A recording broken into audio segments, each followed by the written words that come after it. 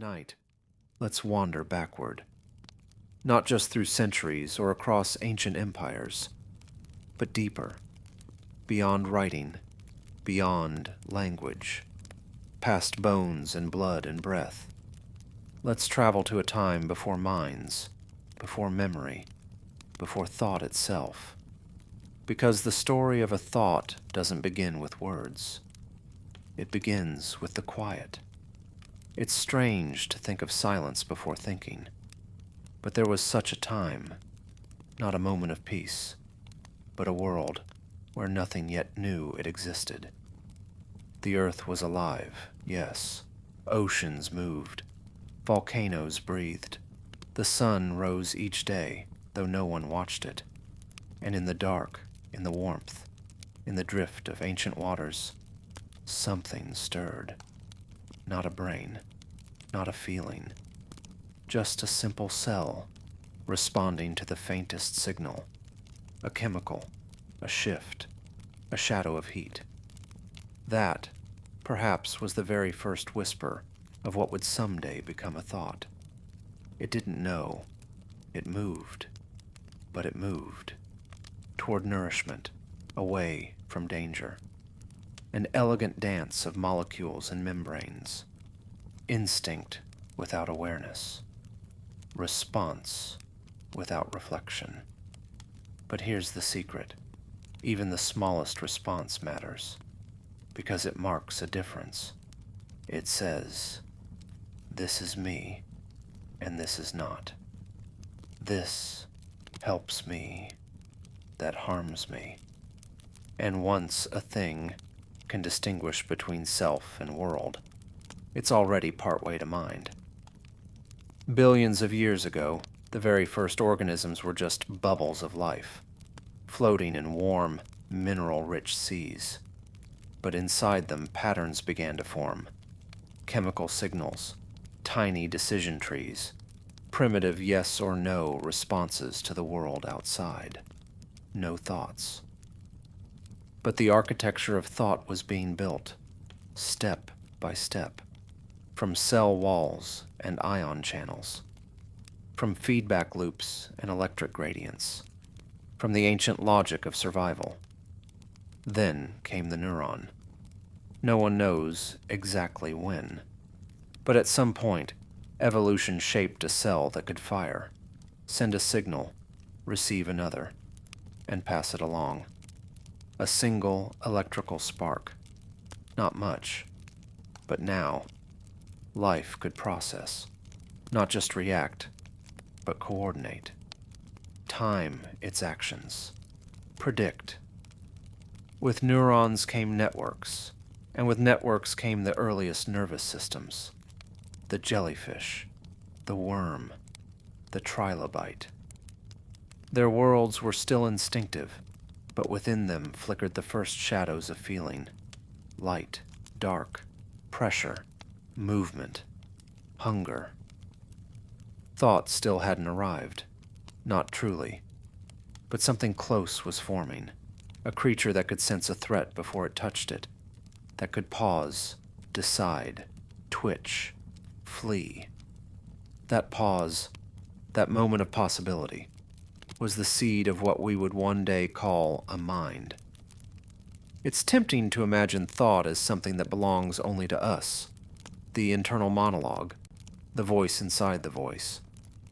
But that's just the most recent version. The truth is, thought was never a lightning strike. It was a slow accumulation, a layering of patterns upon patterns, wiring laid down over eons. It began with motion, then memory, then meaning. Somewhere along the way, a fish turned toward a ripple. A lizard hesitated before a leap. A bird followed a hunch. Each one a flicker in the dark. Each one a rehearsal for reflection. Evolution didn't build the mind overnight. It tested it piece by piece. What helped life survive, it kept. What didn't, it forgot. And so, across millions of generations, The machinery of thought was etched into bodies long before it ever reached the brain we know. Tonight, as you drift, remember this. The thought you're having, this one right now, was shaped by creatures who never had a name for thinking, who never dreamed but made dreaming possible, who never spoke but gave language its roots. Before thought, there was sensing. Before ideas, there was movement.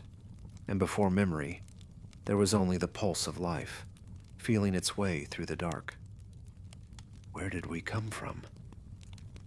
And so, from a singular flash in the dark to the quiet beating of a human heart, this is the story of everything. A journey from stardust to thought, from chaos to consciousness, from the void to us. The universe is not just around us, it is within us. And though our time is brief, our story is part of something eternal. Thank you for listening. Sleep well, and never stop wondering. The neuron was only the beginning, a single cell passing signals through its membrane.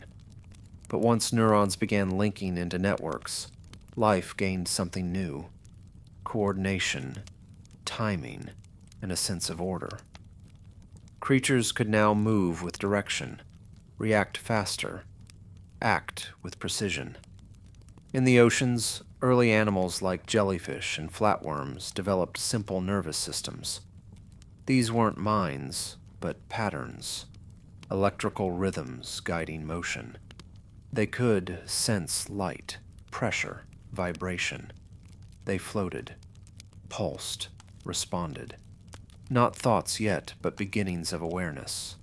Neurons began clustering into small hubs, ganglia, able to process local signals. In many creatures, these clusters gathered near the front, where information first entered the body. There, primitive brains began to evolve.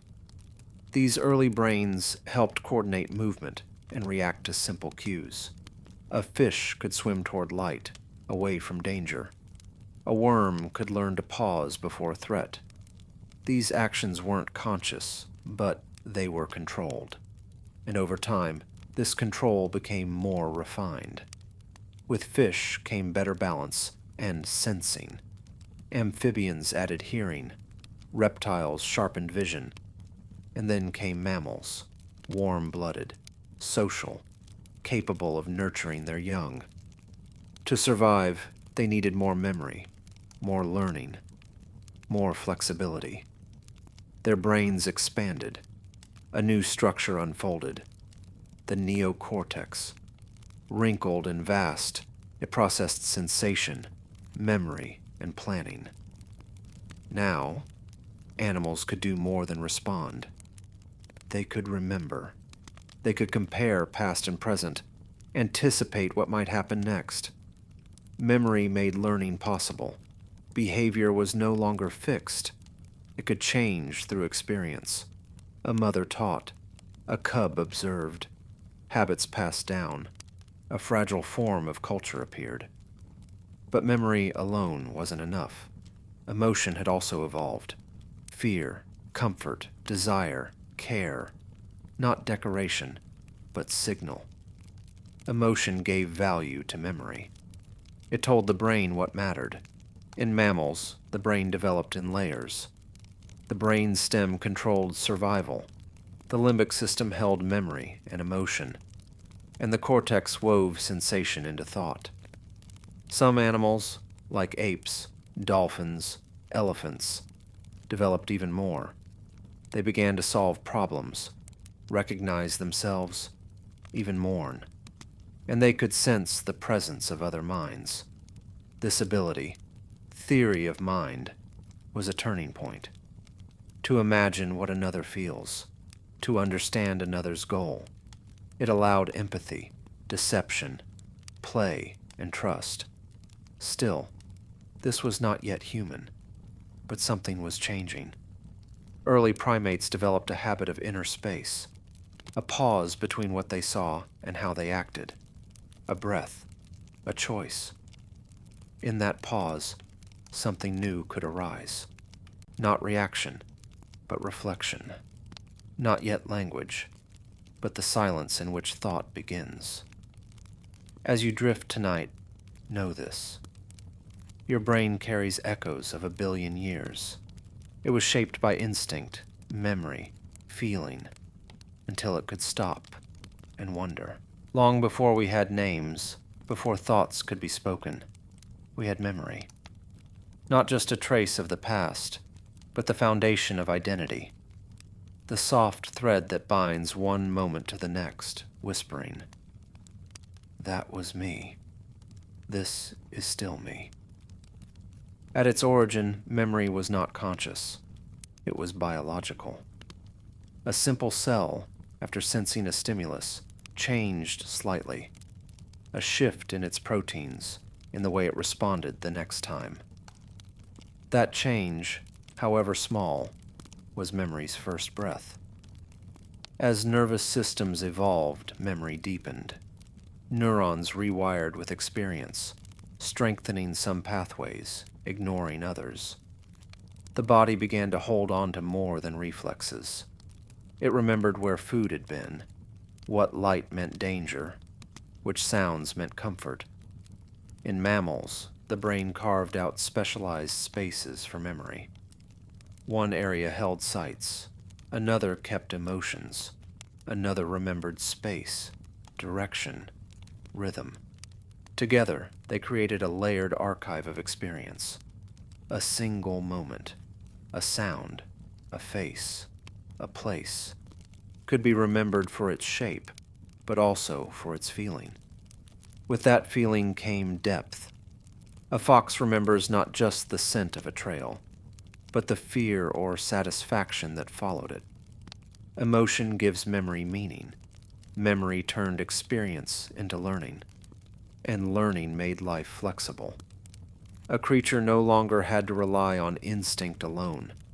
It could adapt, adjust. A mother could teach her young. A pattern could survive beyond a lifetime. Memory also began to stretch across relationships. In social animals, brains started storing not just events, but others. Faces, voices, expressions. Who was safe? Who was dangerous? Who mattered? From this came trust, grief, hierarchy, and recognition. Some animals, elephants, apes, crows, even began to mourn. They returned to where others had died.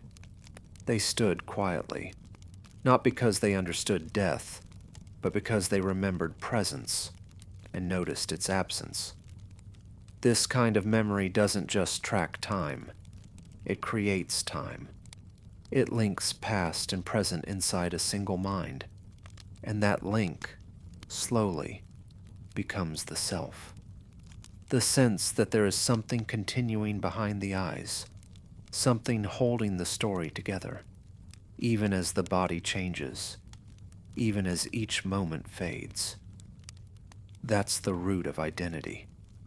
In apes, dolphins, and humans, we see the first signs of reflection.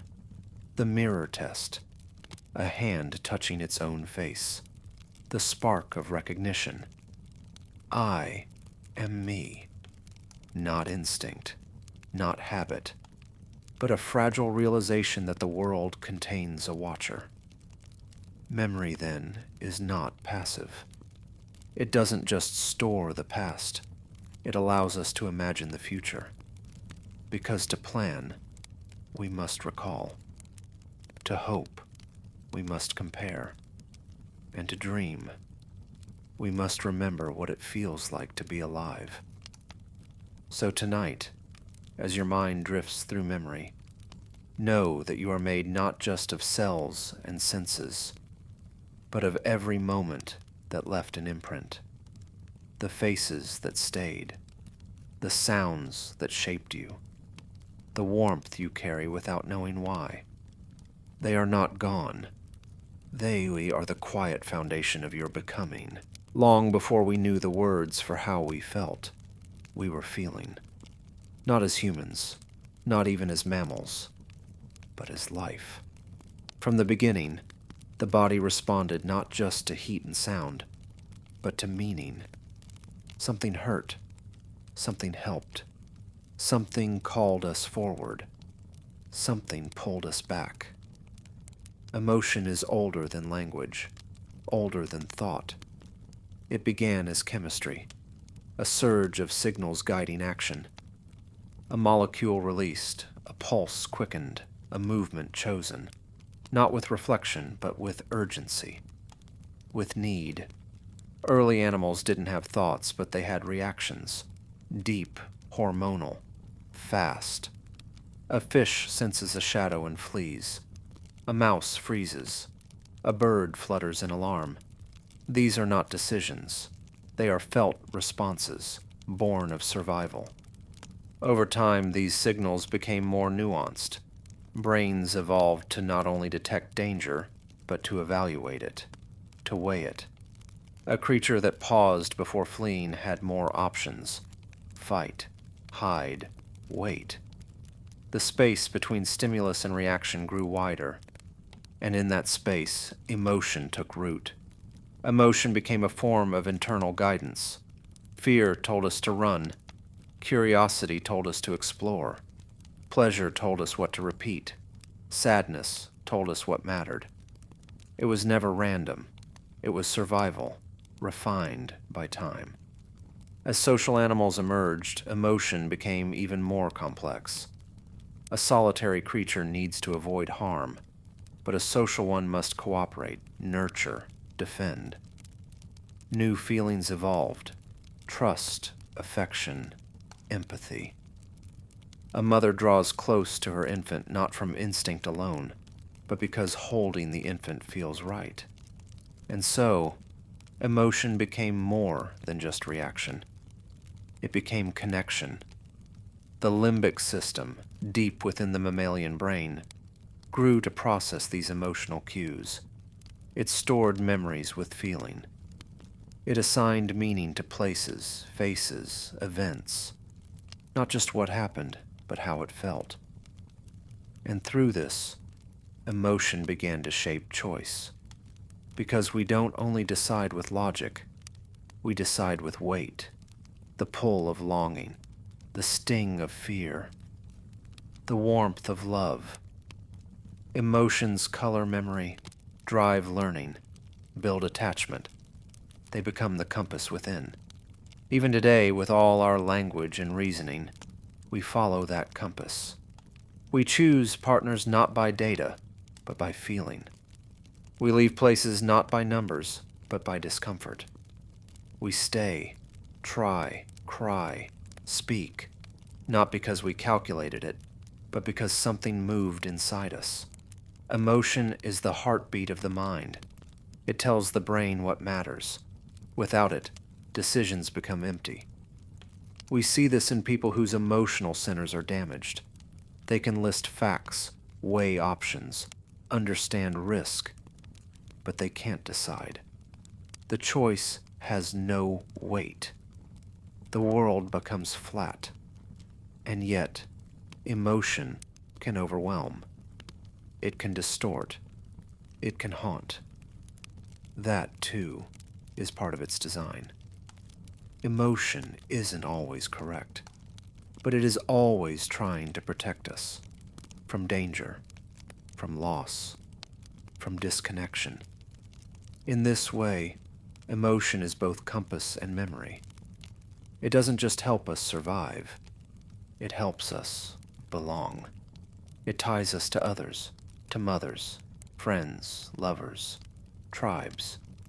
It shapes the stories we tell, the lives we build, the futures we imagine. Even the most rational thoughts are carried on emotional winds. So tonight, as you slow your breath and feel the quiet return, know that your emotions are not flaws. They are ancient messengers, the language of a body that remembers how to feel safe, and a mind that's learning what it means to be alive.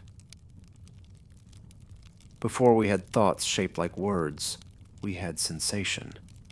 Before meaning could be named, it was felt. Life began with reactions to light, heat, movement, simple, essential signals from the world.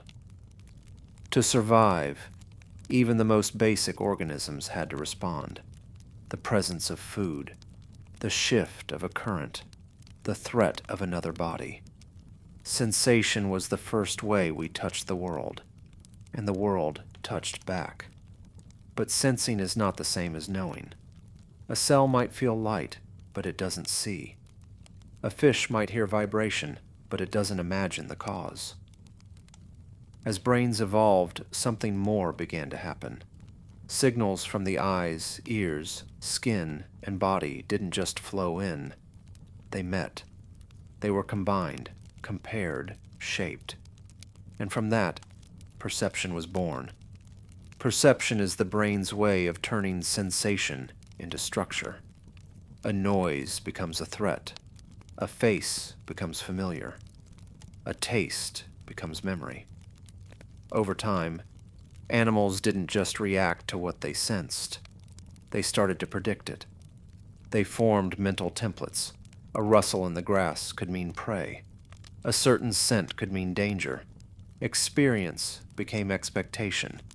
And in those expectations, a new kind of thinking began. Primates especially took this further. They could recognize faces in a crowd, tools among rocks, paths through forests, not just from habit, but from mental images held inside. They didn't need to see something to know it was there. The idea had taken shape. This ability, to recall what's not present, to imagine what isn't visible, is one of the first signs of symbolic thought. A symbol, in its essence, is a stand-in. It's something that means something else.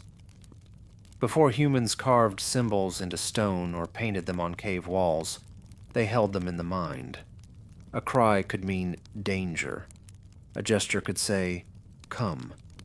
A piece of bone could become a tool, and a tool could become a plan. Thought was no longer tied only to the present. It could now move across time. It could represent the absent. It could create patterns between things not physically connected. From this, the mind built an inner world, a space of memory, association, and possibility. One where ideas could be stored, moved, changed. This was the soil in which language, art, and belief would someday grow. Even in early humans, long before writing or speech, we see the traces of symbolic life. Bones arranged in graves, ochre used to mark, hands pressed against stone. These weren't practical gestures. They were acts of meaning. And meaning requires imagination. The brain, shaped by millions of years of sensory data, had learned to stretch beyond it, to look not only at what is, but to ask what might be. A rock could be a blade. A cave could be a home. A shape could represent a spirit. A line could mean a journey. Symbolic thought didn't replace sensation. It rose from it. The way music rises from vibration. The way dreams rise from memory.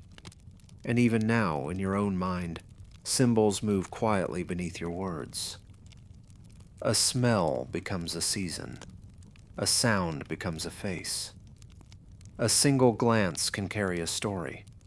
So tonight, as the world around you fades, notice the images that float behind your eyes, the shapes that don't need names, the patterns that appear as you fall toward sleep. These, too, are thoughts, older than language, born from the senses, shaped into symbols by the quiet, creative mind you carry inside. Long before we shaped words into sentences, long before we carved letters into clay or paper, we made meaning with breath and body, with sound and silence, with a quiet ache to be understood. Language didn't begin as a system. It didn't begin as grammar or vocabulary. It began with need, the need to warn, to call, to soothe, to hold another's attention across distance, to share pain or hunger or joy without needing to point. At first it was raw, a cry, a grunt, a rising tone in the throat, not planned, not chosen, but felt as a reflex. A mother hears her child's cry and doesn't need to be told what it means. There is a knowledge that passes between bodies, faster than thought. And in that space, that shared tension between speaker and listener, something ancient and precious was born. The earliest humans, or perhaps their ancestors, began to repeat sounds that had meaning. A sharp syllable for danger, a soft one for comfort, maybe a rhythm for hunger or for "come here," or for "I've found something." These sounds were not yet language, but they were not noise either. They carried memory. They carried intention. Over generations, these patterns became more precise. The brain, wired for recognition and rhythm, began to store not just sensations, but symbols. And those symbols became tools, not of stone, but of understanding. We tend to think of tools as things we hold in our hands, but words are tools we hold in the air. They shape the world, not by cutting wood or skin, but by shaping thought, by giving structure to experience. With words, an event could be recalled long after it happened. A place could be described without being seen. A danger could be known before it was encountered. And an idea, fragile, fleeting, could be passed from one mind to another. This is the real power of language. Not that it lets us speak, but that it lets us share. Because thought, until it is spoken, remains solitary. It lives in silence. It echoes only inside one's skull. But once a sound carries it outward, once a gesture or a word delivers it into someone else's world, then it becomes human, collective, social, eternal. Through language, memory becomes more than personal. It becomes cultural. It becomes generational. A father teaches his child a word for the stars. The child passes it on. And 1,000 years later, a poem still carries that word, and with it, a fragment of how it felt to look up and wonder. Language did not just describe the world, it changed it. A rock, once just a thing to step over, becomes a tool. A tree, once shade, becomes home. An animal becomes ancestor, or spirit, or totem. With words, humans began to name the invisible, to give voice to longing, to mourn, to bless, to dream aloud. And once we could dream together, we became something new. From the first whispered warnings around a fire, to the first myths carved into stone, to the stories you hear now, spoken softly into darkness, language has never stopped evolving, not in structure, but in meaning. Because every time we speak, we do more than communicate. We invite someone into the landscape of our mind. So tonight, as you lie in stillness, surrounded by the quiet murmur of your own thoughts, remember that your inner voice is part of an unbroken line, a chain of breath and memory stretching back across the ages. And know this: every word you've ever spoken was born from the first time someone, long ago, chose to speak instead of staying silent. There is a moment, not marked in stone, not preserved in any fossil, when a thought once held quietly inside one mind was passed, for the very first time, into another. Not through instinct, not through reflex or mimicry, but through something more deliberate, more fragile, more astonishing: understanding. It may have been a gesture, a hand motioning toward the trees. It may have been a sound, a low call, shaped with meaning, or perhaps just a look, held long enough to say, "Do you feel what I feel?" That moment was the beginning of something humanity would carry forever. Thought, until then, had been private. Creatures could observe, remember, even plan. But thought lived alone, inside one mind, bounded by one body. What changed everything was not complexity alone.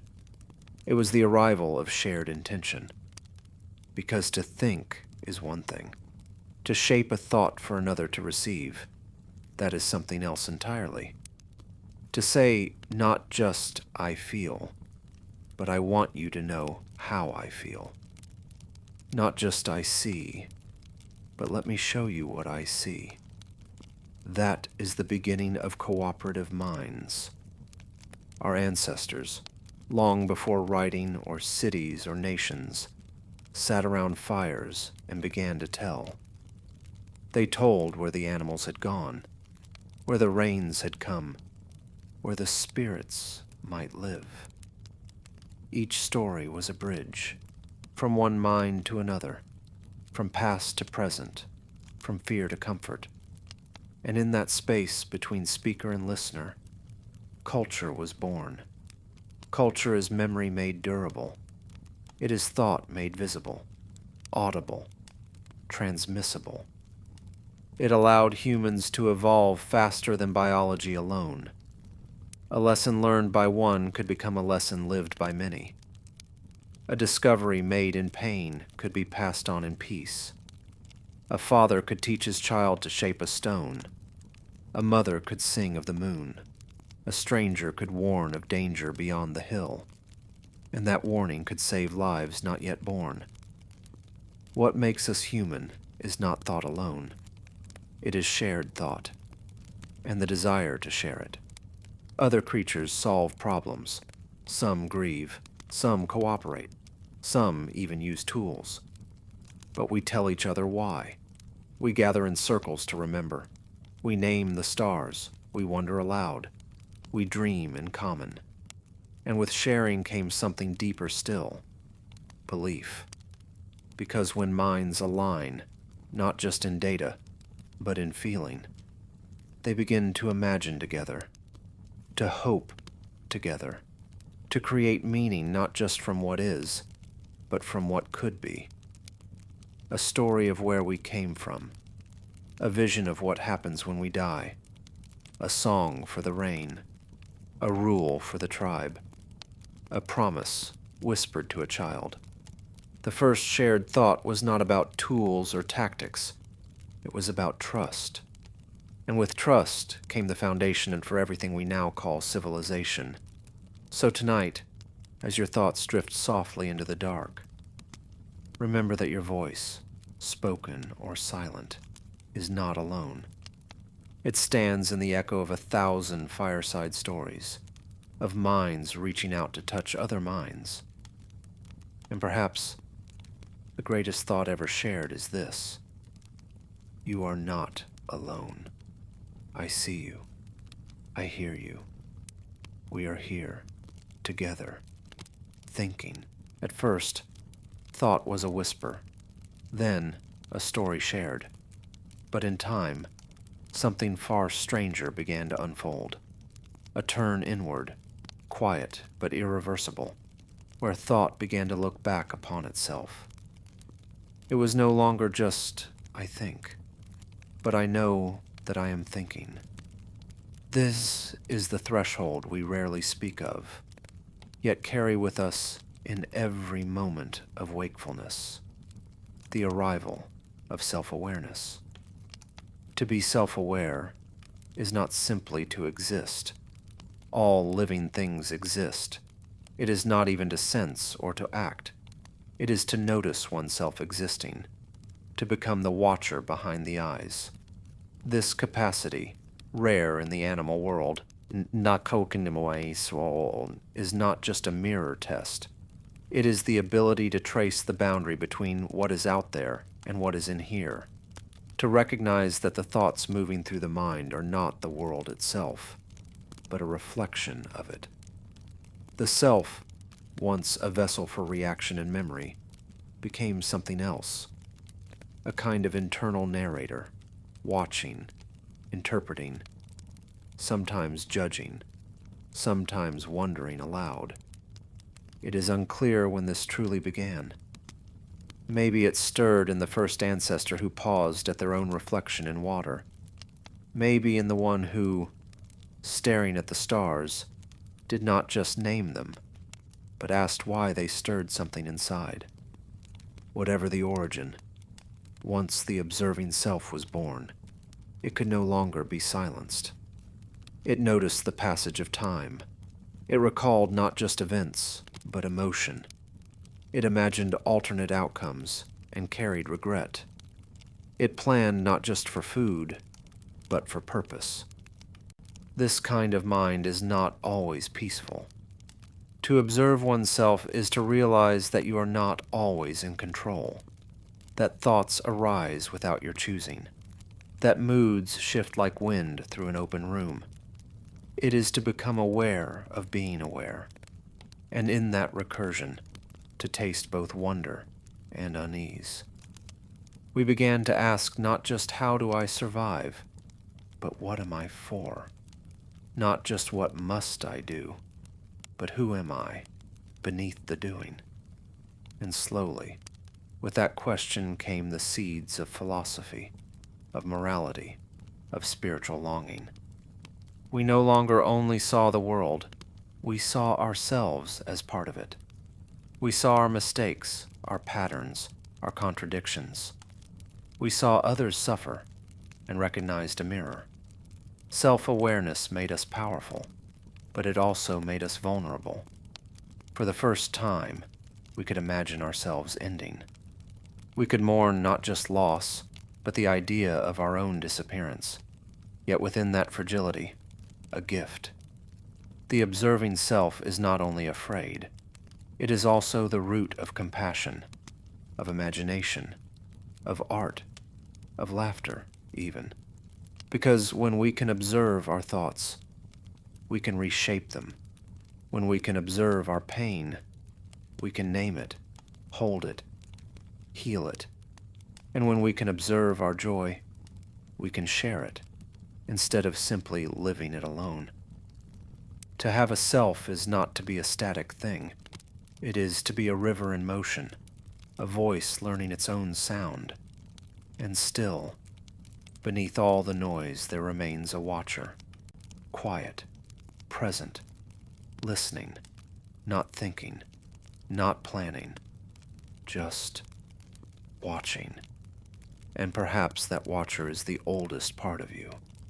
So tonight, as your thoughts rise and fall like the tide, let them come, let them pass, observe them, gently, kindly, like clouds crossing the face of the moon. You are not your thoughts. You are the space that sees them. And in that space, you are endlessly free. For millions of years, thought served only what it had to. It helped us track, hunt, hide, escape, heal, and teach. It carved tools. It marked seasons. It solved problems. Every spark in the mind was shaped by necessity, a function in service of life, a logic of survival. But then, something unexpected happened. Somewhere between the sharpened stone and the tamed flame, between shelter and firelight, between fear and memory, the mind found itself with space left over. And in that space, thought took a new form. It began to wander. Perhaps it started in rhythm, a tapping on wood, not to signal, but simply to hear the sound repeat. A beat that felt good, a gesture with no aim. Or maybe it began with drawing, a finger trailing through ash, tracing a line that meant nothing, until it suddenly began to resemble something.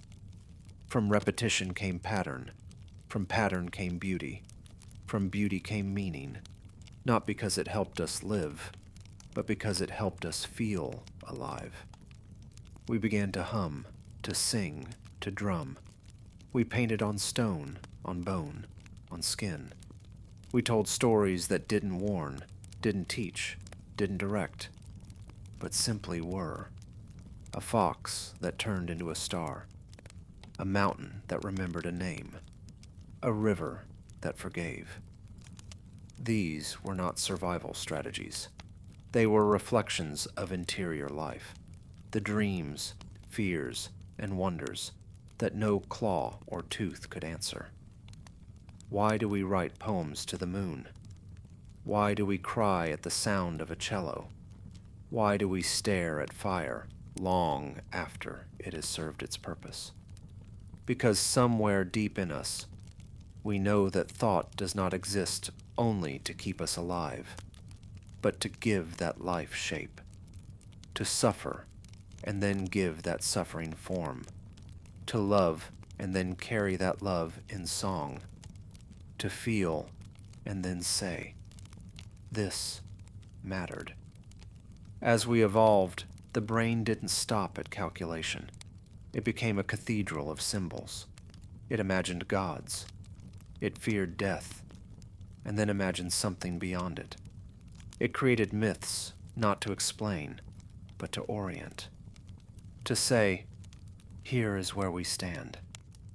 Here is how we belong. Even those who made no altars still shaped their world with meaning. A circle of stones, a song sung to no one, a silence kept before the hunt. Thought in this form was not about answers. It was about presence. We began to think together, not just to plan, but to remember, to mourn, to dream. A single idea passed from one person to another became more than information. It became culture. Language evolved not just to name tools, but to describe love, to question fate, to speak of things we could not see, but somehow still knew. Imagination, once a luxury, became a force. We imagined what was not, and then we built it. We imagined stories and shaped our children through them. We imagined gods and shaped our laws. We imagined futures and bent reality to match them. Art, music, ritual, they were not side effects. They were how we learned to carry what couldn't be carried by instinct alone. Pain, joy, time, loss, hope. These things needed form. And thought became the sculptor. Even today, in a world of engines and formulas, we find ourselves returning to this old part of the mind, the one that wonders at clouds, that remembers a scent, that pauses at a painting, and doesn't know why. Because some thoughts are not made to fix or to solve. They are made to hold, to stay with us, to let us sit beside ourselves and simply be. So tonight, as you lie in quiet, and the needs of the day fall away, let your mind drift into that wide open space, where thought is not a tool, but a companion, a rhythm, a murmur, a light flickering behind your eyes. Let yourself feel what does not need to be explained. Let yourself dream what does not need to be done. Because not all thought is born of struggle. Some thought is born of stillness. Somewhere, out beyond the orbit of Pluto, beyond the scattered ice and drifting stone, Voyager drifts in silence. A tiny machine, carrying music and math and greetings from Earth, still sending signals into a darkness that, for now, does not answer. It is one of the farthest objects we have made, and perhaps the quietest proof of a truth more vast than any star. The universe is thinking about itself. For billions of years, there was no witness. Stars were born and burned, planets formed and shattered, galaxies danced, and no eye was there to see it. no voice to name it, no thought to ask what it all meant. Then, on one world, the dust stirred differently. Atoms arranged themselves into cells, cells into creatures, creatures into minds, and one of those minds looked up and did not look away. It saw the night sky and did not see only darkness.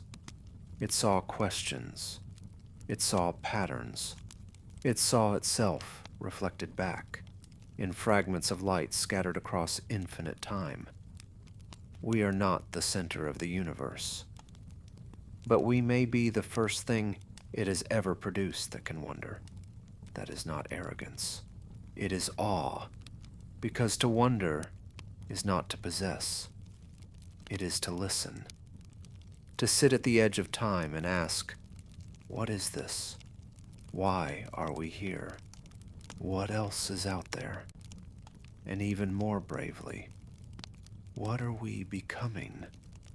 The thought that looks back at the universe is not a single thought. It is layered, woven, evolving.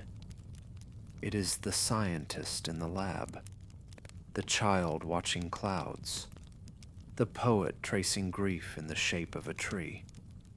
It is the quiet moment when you pause to feel time passing and realize you are part of it. It is memory stretched across billions of years. It is awareness, born of matter, now staring back at the matter from which it came. The stars forged our atoms, and now those atoms think of stars. Maybe we are a brief event. Maybe this moment, this world of art, love, loss, and science, is a flicker, a single note in a long, cold song. But what a note it is. A mind that can ask, where did I come from? A voice that can say, I am here. A breath held for just long enough to notice beauty, then gone. Still, we do not think alone. Our thoughts are built on the lives before us, on the languages shaped by others, on questions passed from fire to fire, story to story, sleep to sleep. Each generation looks further. Each voice adds something. And maybe that's what matters most. Not that we answer, but that we ask. We are not the goal of evolution. We are its question, made visible. Not its perfection, but its possibility. And somewhere, on another planet, under another sky, something else may one day open its eyes, look up, and begin to wonder too. Not because it must, but because the universe, it seems, cannot resist becoming aware of itself. So tonight, as your breath slows and your body softens, as your thoughts dissolve into that quiet space beyond language, remember this. You are not just in the universe. You are part of it, made from its dust, shaped by its rules, moved by its mystery. And in this rare moment, for reasons no one fully understands, you are alive and capable of asking why. That question is a kind of light. Let it carry you gently into sleep. From the first flicker of sensation to the quiet voice within, this was the story of a thought. Not just something we have, but something we are. Thanks for listening. Sleep well, and let your mind drift just a little further.